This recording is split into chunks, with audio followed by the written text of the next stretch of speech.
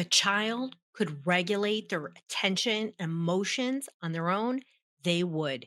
Let's talk about practical ways to help kids regulate.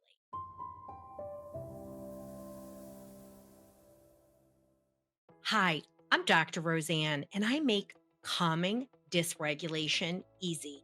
And today we are diving into ways to help kids self regulate at school, in the classroom, when they're learning, because we don't talk enough about the science backed solutions that move kids from these dysregulated cycles, not even periods, right? But really being stuck in a dysregulated state. How do we shift them out, right? Because self regulation is foundational for attention, for learning, memory, executive functioning, and of course, behavior. These things don't just affect us in the actual learning within the classroom, they affect us social learning, practical learning, common sense learning. That is the foundation for the future. When kids learn how to emotionally regulate, gain those that confidence to have emotional control, it is the pathway to learning. Dysregulated students, right? They tend to have meltdowns, they tend to be easily frustrated. How about perfectionistic? How about worried? Need your reassurance a lot, right? Or even super avoidant kids, kids that don't want to go to school, that refuse to do tasks. Often, dysregulation is the clue. So, my COMS dysregulation protocol provides structured, science backed ways to help students regulate their nervous system, which leads to better behavior, right? And better behavior, as you just heard, comes with a whole lot of things that help learning. This protocol, my COMS dysregulation protocol, can be applied to home, right? Go back and listen to that episode. But this is really for educators. How can we take the comms and really support families and kids in the classroom? Because the more we use it, we cue the subconscious to regulate, and we don't rely on so much outward support. I mean, teachers today, educators today, I feel like they have to be octopuses because 50% of kids in America have a clinical mental health issue or a physical issue. And that's on 2011 data. And kids are struggling. Parents are struggling. 50% of parents are overwhelmed. That means they're not co-regulating for their kids to regulate. So let's talk about the 5 parts of the COMS dysregulation protocol and how can be adapted for within the classroom or any educational setting. So the C in COMS is co-regulation. And here's the deal. Kids, why does it work? Why is it important? Because they mirror our behaviors. A dysregulated adult can't help a dysregulated kid, right?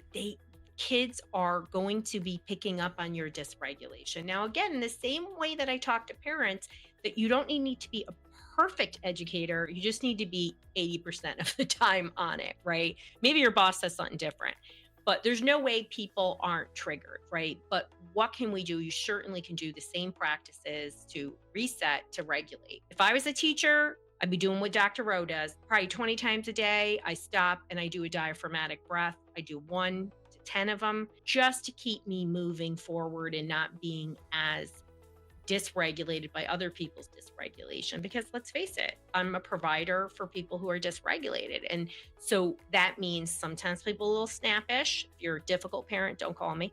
I don't care how tough your problem is, but we don't deal with people who snap. That's just not. The world may think it's okay, but Dr. Rowe says hard no. So, what are strategies that teachers can use in the classroom to convey regulation? Calm voice, calm body language, right? Don't just go up to a student right in their face, go to the side, slow movements, predictability and routines. You know, you're a teacher. Kids crave predictability. And you certainly can incorporate exercises within the classroom, breath work, yoga exercises, somatic exercises that gets kids to connect to their bodies and sensations. These are all things that will help kids regulate, and you have the power to integrate it in your classroom. Our next part of the comms protocol, the A, is avoid personalizing. You're a human being. There are some kids that are tough. I can only think of probably one kid where I was like, wow, that kid really gets me to dysregulate. I worked with him for years. I would never not work with him. But I knew that when I worked with him, Dr. Rowe had to do a lot more breathing. I had to do things, right? When we avoid personalizing the behavior, right, and we shift our thinking that it is a reframe, that it's nervous system dysregulation, not defiance, not being difficult, not low motivation. We think about it as a nervous system issue. We have to say these big emotions that this kid has isn't about me, even if they say your name, even if they throw you under the bus. It's about the nervous system's inability to cope, right? So, what are strategies we can do? So, one, we can reframe our behavior. Instead of saying he's being difficult, we can say his nervous system is very overloaded. I mean, what can I do in this classroom? And, you start using these conversations with your peers. I remember, I had my doctorate when I was 28 years old.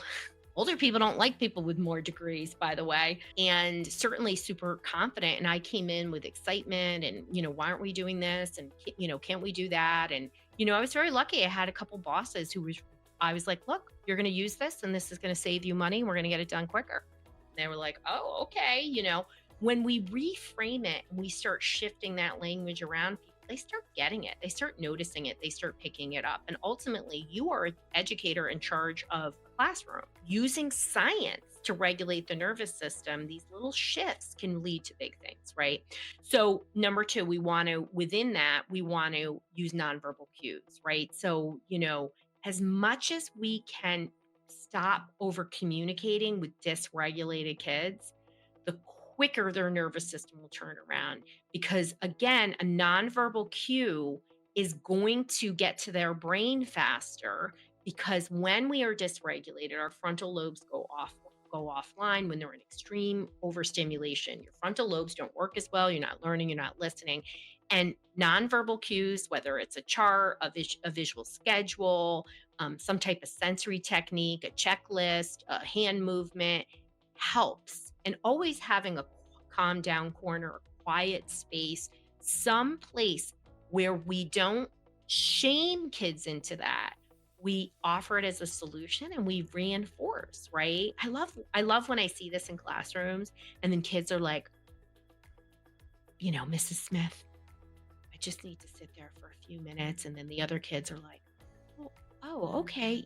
Bobby's over there. Let me go over there. And then they start talking about their little techniques and things that they use. Or I have teenagers who share meditation apps and you hear about it, talking about it like it's great. And it should be great because these are strategies we need and things that they're building over time, right? The L in comms is looking for root causes. Why is it important? Signs of dysregulation, under and overstimulated behaviors, right? So understimulated, lack of focus, problems listening, problems memorizing, sluggish processing, anxious avoidance.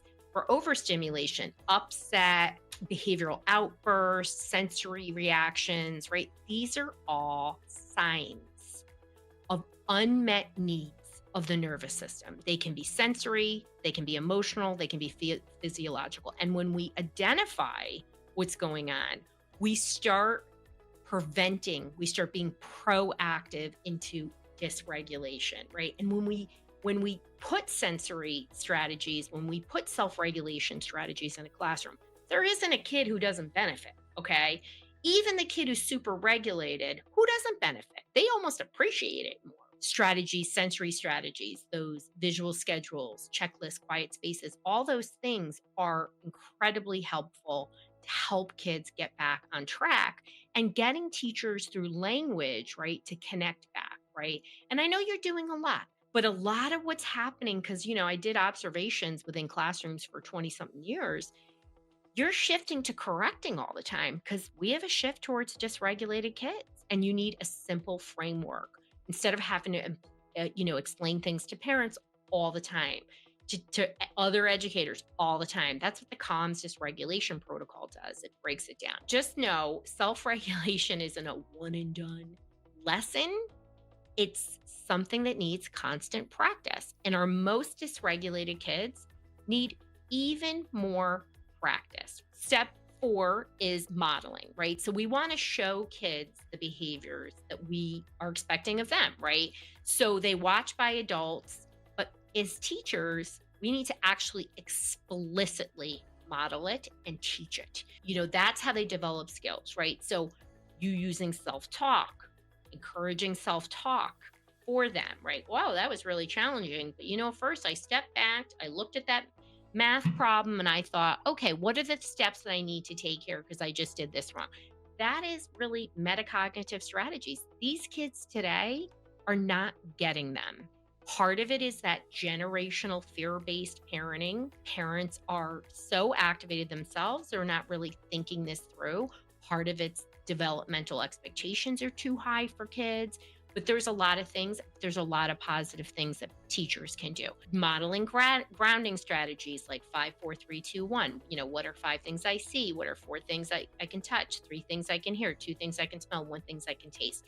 These are just ways that kids just dial it down, right? Using mindful movement, whatever it is that helps, we want to model those strategies and reinforce the heck out of them. So, 5 is the S is support and reinforce. Kids need a lot more reinforcement for all of those things, right? As I said, self regulation isn't a one time lesson, it's ongoing. Kids need lots of opportunities, consistency, and positive reinforcement. How do we reinforce self regulation and use of coping skills? Well, we want to praise efforts, not results, right? So those attempts. If a kid is using a thermometer, an emotional thermometer, and move themselves from a 10 to an 8, you want to be like, wow, you got yourself down 2 points. How did you do that? Because in our society, we think perfection is the only answer. And this is a big driver. Other things we can do, we want to offer more brain breaks, more movements. We want to have calm corners and sensory access to sensory tools, right?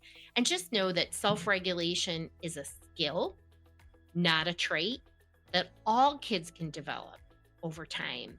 And yes, some kids are going to need a whole lot more support. If you know of a parent who needs more help, you can send them to drroseann.com/help. And if you are looking to have more trainings on the comms dysregulation protocol in your school, you can actually go to drroseann.com/contact and contact us for getting me to come in and speak. And know that you're an educator. And I just want to give props out to all the different types of educators out there. As a former school psychologist, I know how hard it is. You are amazing frontline workers, and we appreciate you every day.